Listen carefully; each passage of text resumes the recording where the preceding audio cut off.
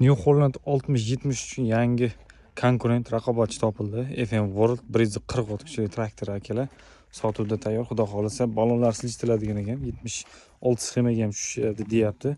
Nima deysizlar akalar? 60-70 ga konkurent bo'la oladimi yo'qmi? Fikrlarni kommentariyga qoldirib ketinglar. Men ungacha traktor boshqa xarakteristikasini aytib o'tib ketaman. Salonidan ko'raylik, keling akalar. 2026 niki akalar, mana o'zining zavodskiy birkasi. Saloni akalar. Rullar yangilangan variantda. Konditsioner, magnitofon hamma sharoit bor.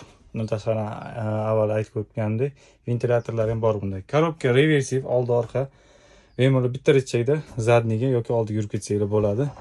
Qisqacha salondagi ko'rinish mana shu. 3 ta gidrovilik bor. Bu yerda o'zining alohida zip korobkalari bor. Apparat motorli bo'ladi shu traktorimiz akalar. Xudo xolisa sotuvda tayyor. Bemalol pastdagi telefon raqamiga aloqaga chiqsanglar bo'ladi.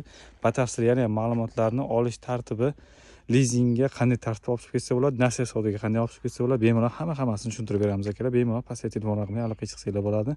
Hamma ma'lumotlarni beramiz, xudo xolisa.